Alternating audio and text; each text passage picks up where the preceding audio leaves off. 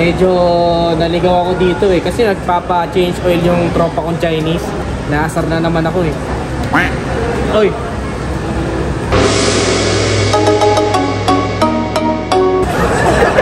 Ikaw, bigla ka nalang sumusulpot kung saan. Ikaw hanap kotse ah.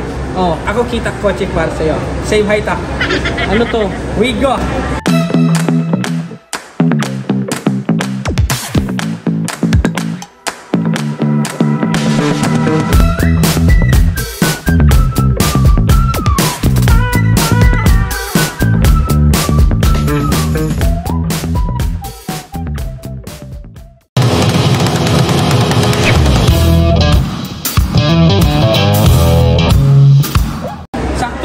Friend ako dito pakita sa'yo pictures dito kasi ako alam ikaw hanap kotse, di ba? Oo. O yan, ito bagay ah. Bakit ito? Sorry na. Oh. Okay ba? Okay lang. Oh. Isa dito ako. Oh. Oh, di ba? Hindi pwede ah. Get ko ah. Oh. Sakto ah. Sakto ako dito? Sakto ah. Ikaw at S3 ah. Ito may KBT eh. Oh. O, pakita ko sa'yo si Rhea. Ikaw alam magkano presyo ah. Sige. Okay. So yun, netizens, medyo masama ang loob ko, pero silipin natin. Sabi nila ito daw talaga yung may re-recommend para sa mga nagsisimula pa lang ng sasakyan. So ito yung latest modelo ngayon na Toyota Wigo. Orange metallic. Pero ang ganda ah. Nagugustuhan ko kahit inaasar-asar lang ako ni Chinese ah. Pero maganda siya. Bagay ah. Oh, nabili natin ngayong araw. Tara.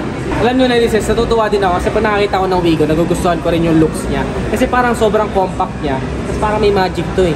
Mamaya papakita ko sa inyo yung magic. So ang engine nito is 3-cylinder inline, 12 valves, dual overhead cam with VVTi. Ang transmission naman niya is 4-speed automatic. Meron siyang 66 horsepower at 6,000 RPM. Meron naman siyang 89 Nm of torque at 4,400 RPM. Ang kanyang engine displacement is 998cc.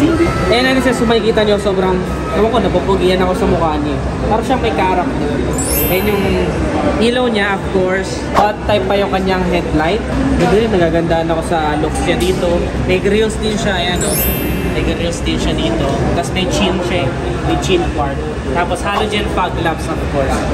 Pero hindi siya repeaters dito sa gilid. Very basic actually, straight to the point. Tapos, sa gulong naman, meron siyang 175 by 65, 14 inches wheels. Machine finish na, two-tone naman. Ang ganda, elegante. Ang liit lang niya, no? Pero goods. 14. Parang sa Mio yun ah. Same lang din sa likod. Sa unahan meron tayong disc brake. Habang sa likuran naman meron tayong drum brakes. Ang ito may spoiler. G-variant. 40 spoiler na. Ganda nga nito eh. Tapos sa likod naman, meron din tayo ditong LED na rin yun. Tapos may taillight extensions dito. Sabay emblem ng Wigo and then G. For the G-variant. May camera na rin pala ito eh. May camera na rin siya. Rear camera, tsaka sensor. Para sa mga newbie. Meron siya rear dashboard cover, meron siya. Tapos, pwede ka niya maglagay ng gamit yata, magagaan lang. Yes, it can hold up to 10 kilograms. 10 kilograms. Sa bagay kasi yung mga mahirapan pang, di ba? Pag nakaupo ka sa likod, nahirapan pang umabot, dito na lang, di ba? For security purposes, makita nyo, para hindi makita yung nandito na mga gamit nyo. Let's say, meron kayong pera o kung anumang valuables dito sa likuran, is hindi siya makikita agad ng mga nagtatempt na kuhanin. Pero laki din ha. Ang laki din ng kanya ano. Nandito yung kanya spare tire sa pinakalikod. For me, generous na rin yung kanyang storage space dito sa likuran. Detachable po ito para if ever may lalagay kayong gamit. Tapos itutupin para for more space. Yes. Ayun. Tapos pwede mo na itupi. Yan. So yan, marami ka na may ilalagay. So kung nagbi-business ka, starting sasakyan mo pa lang to pero may business ka, marami ka pa rin may ilalagay. Yan o. Napakalawak. Kasya ako sa loob din. Oh, di ba? So kung nagbi-business ka, okay na okay to. Lawak. Actually, malawak pa rin siya. Ito yung magic ng Wigo eh. Mukha siyang maliit, pero pagdating sa loob, parang hindi mo ma-imagine. Paano ko nagkasya dito? Parang ganun. Ang galing eh. Pakita natin yung loob. So, pasok tayo dito sa passengers. Yan. Nakakatuwa. Ito yung sinasabi ko parang magic nyo. Makikita nyo. Yan. Pwede mo pa itong adjustable pa siya eh. Kung gusto mong mas malawak pa. Tingnan mo gano'ng kalawak to. Para ako hindi nasa hatchback eh. Para ako nasa sedan. Sobrang lawak ng legroom. My height is around 5'3" to 5'4". Sobrang lawak ng headroom. Tapos, meron din siyang mga assist grips dito sa mga passenger niya. All goods. Ang ganda. Luwag niya. Tapos pagdating naman sa seats, yung kanyang material is cloth material. Ayan. Nakakatuwa. Ang ganda din. With ISOFIX na rin siya, of course. Ganda rin ng mga material sa loob. Very sturdy. Tapos meron din cup holders dito na maliit. Ano yun? Magic! Okay, tingnan mo. Kasya yung malaking tao. Kasya oh. Ang laki niyo oh. Tingnan mo kasya. Diba? Yun yung magic doon, tol. Kasya. Mukha lang siyang maliit pero kasya sa loob. For lady riders, kahit maliit, kahit malaki, kasya parehas. Yung door niya may cloth din dito. Ayan, recess oh. May cloth din. Tapos dito, iba rin yung ano niya. Soft padding siya. May soft padding painted na solid plastic. May cup holders din. Chrome na din yung inside handle.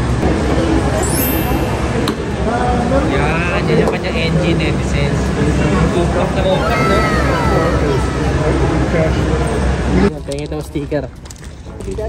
Nag-review ako ng ano, kotse. Kotse naman. Hindi na motor sir. Diba po, 1, 2, 3. Nag-change location kami para mas dama. So ito na yung loob niya, netizens, nakakatuwa. Ayan, kung makikita ninyo, yung material dito is cloth para sa upuan. Tapos, malawak din. Actually, tutuwa din ako, no? Sakto ako dito eh. Rear view mirror, day and night. Tapos dito, walang salamin. Dito ay meron salamin for your passenger. Syempre kung magbe-makeup yung jowa mo, meron siya dyan. Tapos analog yung kanyang display sa unahan. Meron din tayong aircon dito. May infotainment system. Infotainment niya medyo malaki din siya for me. Pero may Bluetooth naman eh, no? Actually Bluetooth nga lang yung ginagamit ko most of the time eh. Tapos meron din siyang storage para dito. And airbags. Dual airbags tayo sir sa dashboard and steering wheel. And steering wheel, yeah. Tapos, of course, meron na din tayo dito electronics for your mirrors.